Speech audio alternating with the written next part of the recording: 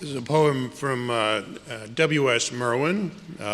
He won the Pulitzer Prize in 1971 and again in 2009. In the woods, I came to an old friend fishing, and I asked him a question, and he said, "Wait." Fish were rising in the deep stream, but his line was not stirring. But I waited. It was a question about the sun, about my two eyes, my ears, my mouth, my heart, the earth with its four seasons, my feet, where I was standing, where I was going. It slipped through my hands as though it were water into the river. It flowed under the trees. It sank under hulls far away. It was gone without me. Then, where I stood, night fell. I no longer knew what to ask. I could tell that his line had no hook. I understood that I was to stay and eat with him.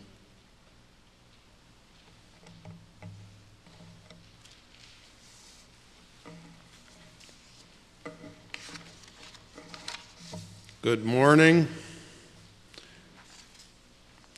These moments can be awkward. Nobody likes to talk about money. Nobody really wants to talk about religion either. So that's why we're all here at Murray. No, I'm just joking. To me, it's about inspiration. If people are inspired, they will give of themselves. They will serve. They will join in because it's not really about following. It's about leadership, being called into leadership. Now, inspiring people is what I'm supposed to be doing up here. A trained preacher has many tricks. There's a long history of amazing preachers all over the world. Rabbis have a great way of teaching and inspiring.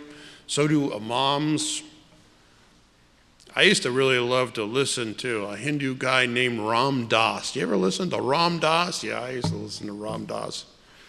Zen talks are great. They're terse, usually come after a long sit, so people are already pretty high before the talk begins. What I found, however, is that inspiring people is nothing to do with asking people to follow.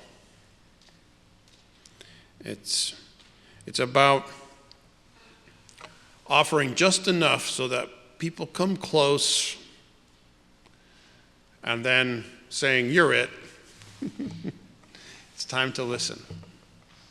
Time to listen together.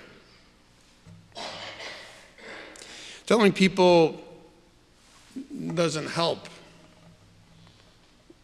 Listening helps. People need to be listened to with a calm, caring, reflective presence.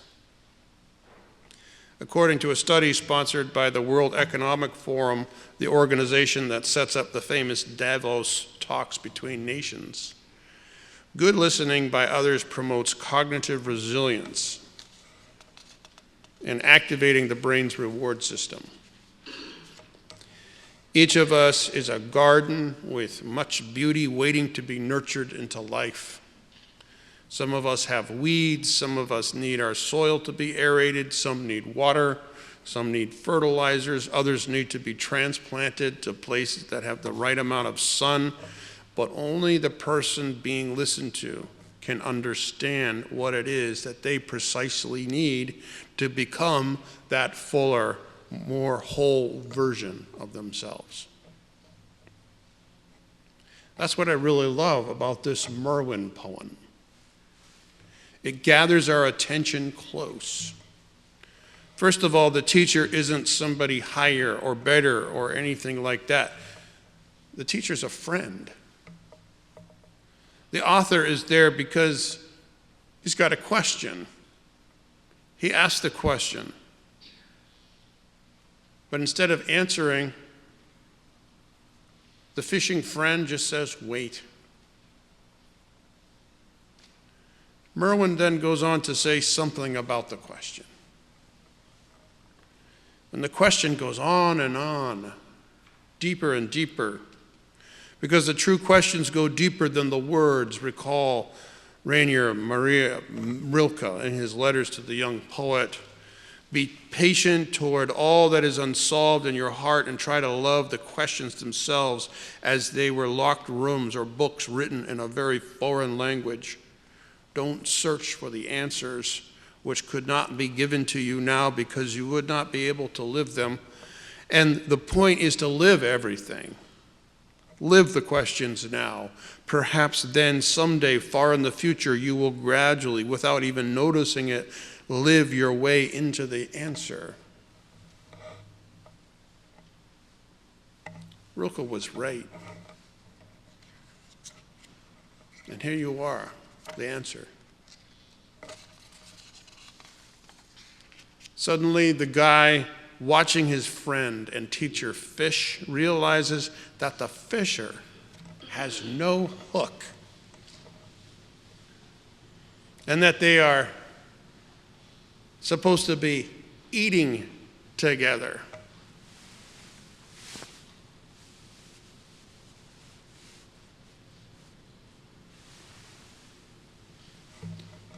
What question brought you here today?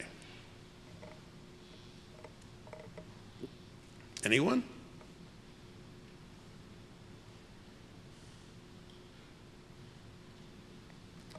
How about, am I living in a bellicose, oligarchic, fascist state?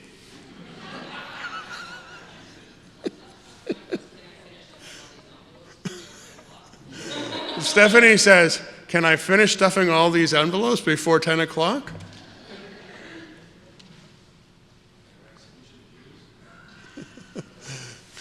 What did you say, Jason?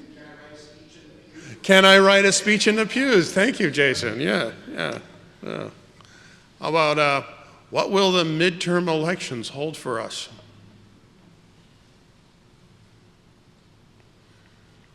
How about, can I make Murray an island of sanity?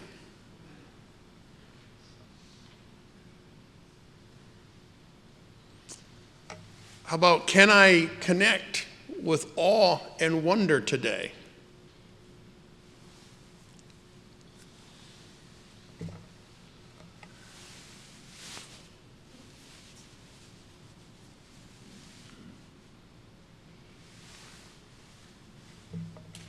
Wait. Before us is a beautiful hardwood table to seat very many people. Lisa Blackbird sourced it from a thoughtful donation. You see the chandelier? Tom just fixed the wiring on that chandelier and now it's working great. Oh, look, Meg Lambert, thank you for bringing the beautiful Swedish tablecloth. Carl, thanks for bringing the candles. Wendy, is that a beautiful bouquet of peonies? What a gorgeous fireplace. Thank you, Bruce Field, for that. It's got a roaring fire to keep us all warm. Look, there's a bunch of people coming who can't drive themselves. They have health challenges. They are shut in. Thank you, Petty, Diaz, and all of the Caring Circle folks. Greg's playing some beautiful music in the background on the grand piano. Oh, look, somebody brought games and things to keep all the little ones engaged and growing, nurturing their curiosity. Thank you, Carol. What a delicious smell. Who brought the pot of freshly boiled lobsters? Who brought the corn? Look at that platter of prime rib. Who brought the vegan bulgogi? Donna, thank you for the endless pies. Are we getting hungry?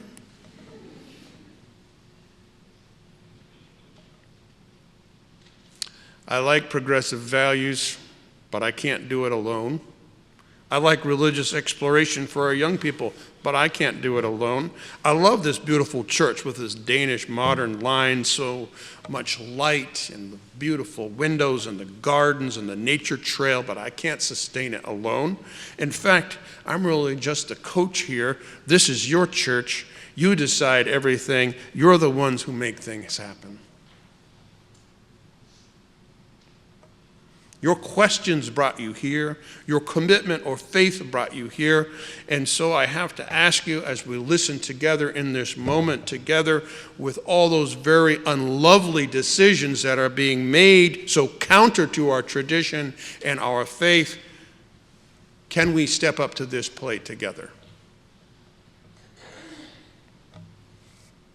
You ready to step up to the plate to co-create a powerful message to this community where faith and reason actually meet, where love and kindness is at the center, where values of justice, equity, pluralism, and interconnectedness are central to our lives?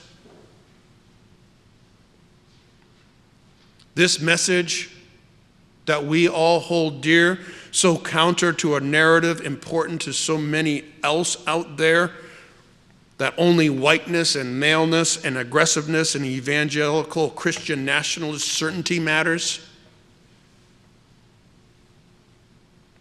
You ready to create an RE program so strong it becomes a headquarters of learning and development of awesome, capable, informed young people in the face of a terrible idea that liberal arts together with critical thinking should perish and only the sciences and the maths and reading and the basics of reading and writing should exist?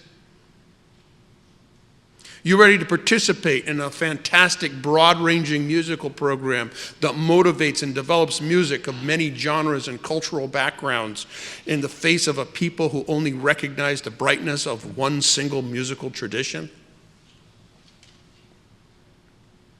Are you ready to invest in this beautiful building to make sure it can be passed down to future generations in the face of areas where you must only pay to play?